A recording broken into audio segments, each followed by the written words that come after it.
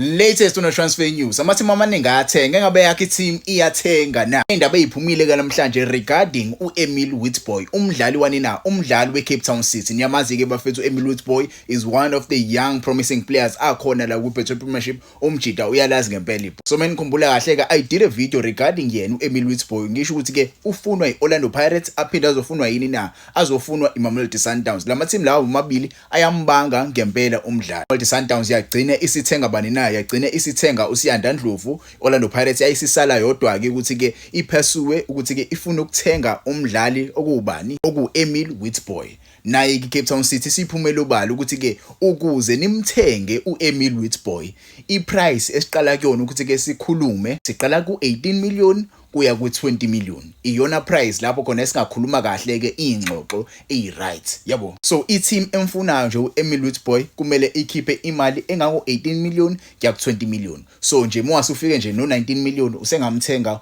uEmile Witbooi yabo. Kuthiwa ke Orlando Pirates ayikakakhulumi kahle kahle ukuthi ke ingawukhipha lo 18 million noma ke ingawukhipha lo 19 million ukuthi ke bamthenge lo mjida lo. Ingxoxo sizamile kwamanje kodwa ke iOrlando Pirates iyona ngempela efuna ukumthenga yena uEmile Witbooi. Singesazi ke noma iSundowns isengavele futhi yenze umlando ilande omunye umdlali ofuna uyiyona Orlando Pirates okuba naku uEmile Witbooi.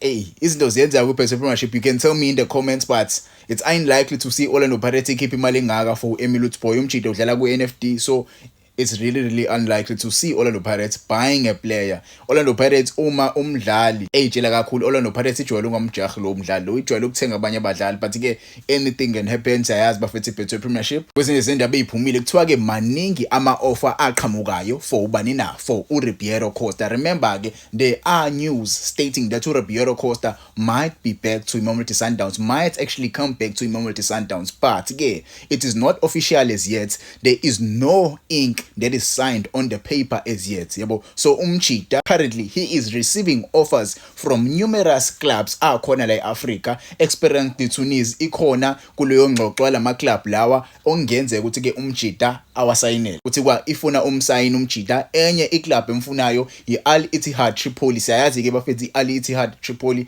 ile club kabani na kaRulani Mgwena oyikhoja noThembi Nkosi Loshi le. Kodwa ke nayo iMamelodi Sundowns ikhona kuloluhlu lama club emfunayo ubani na uLucas Ribeiro yabo. So uRibeiro kukuyena ukuthi ke iyiphi club ayilandelayo, ingaba uya kucoach wakhe wayemcoach akubani na okuRulani Mgwena noma ke uyabuyela kweMamelodi Sundowns noma ke uya le Tunisia ayodlalela iEsperance yabo. Mhlambe ke ikhona enye club esengafika in the mix ifuna ukumsayina uRibeiro Costa singesazi, but ke if wena ungumlandeli mhlambe ke webhola yiphi club umjida asengafitha kuyona. Kwezinye izindaba eziphumile I did a video before regarding uGaston Sironi ukuthi ke umjida ngenzeka angaqhubeki with iKaizer Chiefs njengoba nje icontract yakhe izophela. Nakuye ngempela kuthiwa ke there are no talks between iKaizer Chiefs and uGaston Sironi.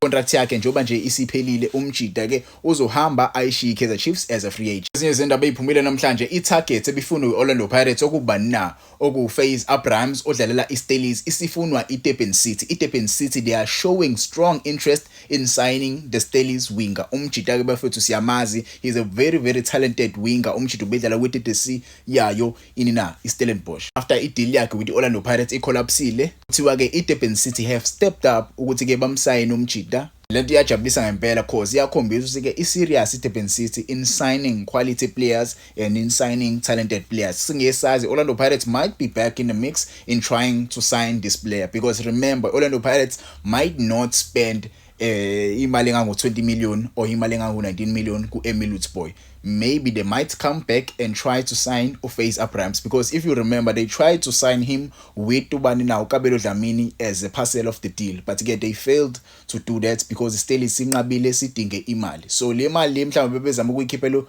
ubani na uEmile Witbooi base ngabuya na imali bazosayina uFaze Abrahams. Kwezinye izindaba eziphumile namhlanje Mamelodi Sundowns ke bafethu ifuna ukusayina their former player kuba now kuCassius Mayilula. Remember uCassius Mayilula currently umjida we-free agent.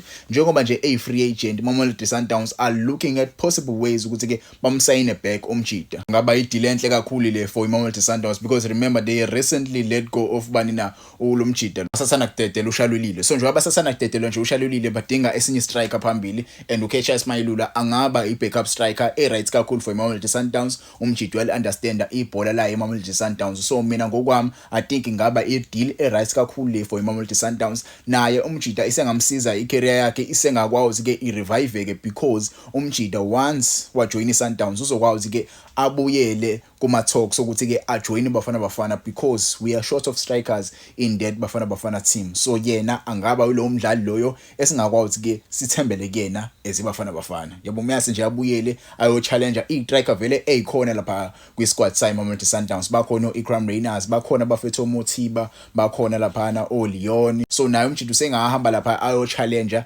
azama inhlanhla ukuthi ke athole game time ukuze simbone kuBafana Bafana. Kwezinye izindaba eziphumile ngisakuyona iMamelodi Sundowns i-agent kaGodisang kuthiwa ke uMjida kungenzeka ahambe on a loan. iMamelodi Sundowns icabanga futhi ke umlona uMjida. Remember yayimlonile vele kwiStelis yabo last season njengoba nje bimlonile kwiStelis kuboya ngokuthi ke uMjida ngaze ayithole igame time nakule season le. So bacabanga ukumlona again iconfirmile iagent yakhe. Kwezinye izindaba eziphumile for yona futhi iMamelodi Sundowns kuthiwa ke iMamelodi Sundowns they want to sign a new midfielder. Lo Mjida ke bafethu udlalela ini na? Udlalela iSporting CP. Ngesazi ukuthi ke iMamelodi Sundowns ingakwazi ukuthi ke iyenze lento le. Phela iSundowns ayazi bafethu. They want to sign a Portuguese midfielder odlalela iSporting CP. This is a youngster singesazi ukuthi ke lo Mjida lo nama agent akhe asengavuma yini ukuthi ke azodlala khona la eSouth Africa. But ke ngokwami I think le deal le isengaba impumelelo. Remember phela iMamelodi Sundowns njengoba nje inabadlali abama Portuguese abakhona vele, even now ucoach wakhona yabo uyiPortuguese. Maybe se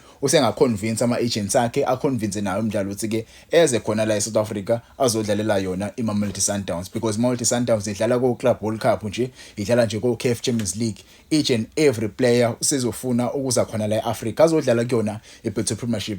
Maybe mina ngokwami ngaba ideal right le for iMamelodi Sundowns. Ingabe kodwa bazokwazi ukusayina umdlali odlala eEurope utazodlala la phela siyazi phela lapha futhi Sporting CP ilethi mayidlalela uRonaldo. If you know Ronaldo, this is his first club ayidlalela ngosikhathi ebe professional. Kwezinye izindaba eziphumile kabafethu iLimassol ikhuluma neMamelodi Sundowns njengamanje ifuna ukusayina uMjida for another season. Bafuna ke aqhubeke ayidlalele yona le club le bafethu. iMamelodi Sundowns ke kukuyona ukuthi ke ingabe iyavuma ukuthi ke imdedele uThapelo Maseko for the time being noma ke bafuna ukumbuyisa uMjida kule ya loan leya yabo. But ke I think iMamelodi Sundowns izochoose ukumbuyisa uMjida. Udlale kahle kakhulu kwiWorld Cup. Each and every coach angajabula kakhulu ukuthi ke ambuyise because uimprovele ngempela uThapelo Maseko njengoba adidlala ukuthi Bafana Bafana. I know it is a short tournament, ama games mancane, but ke you saw improvement. uMjida udlala yabo usenokuzethemba njengamanje yabo. So membuyisa let's hope Sundowns izokwazi ke imnikeze igame time. Kwezinye izindaba eziphumile the former Kaizer Chiefs midfielder uSabelo Radebe uMjida ke bafethu kuthiwa ke usededelwe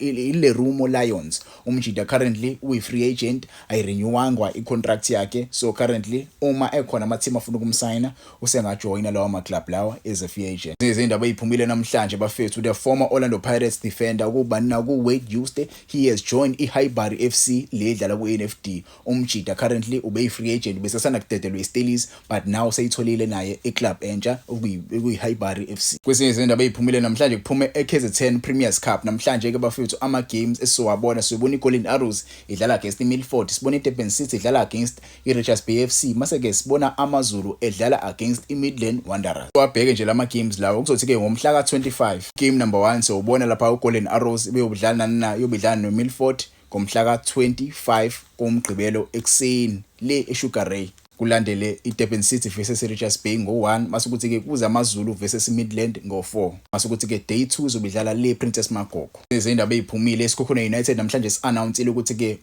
uShane Moghalwa uTsibatswa beno Andy Boyle abajida sebebadedelile yabo. Uyadlala kuShane Moghalwa but ke siyayazi case yakhe angifuna ukukhuluma ngayo kakhulu bama free agent currently. Phumile ama games eBetway Premiership. Now ke ama games awu5 for Orlando Pirates iyodlala against iMilford, AmaZulu, Chippa United, Sikhukhune United, Kruger United. Iwona ama games awu5 for Orlando Pirates la. Masukuthi ke ama games ayi5 eKaizer Chiefs iyodlala neKruger United, Sikhukhune United, Mamelodi Sundowns, Richards Bay, mase kube Swelele FC. What I like about igame eMamelodi Sundowns izodlala nge-weekend izobidlala ngo3:30. That is what I like. Kumele ama games amakhulu adlalwe nge-weekend. Chiefs and Mamelodi Sundowns, Pirates and Mamelodi Sundowns, those are weekend fixtures. Masukuthi iSundowns idlale neMaromo, TS Galaxy, Kaizer Chiefs and AmaZulu neMilford.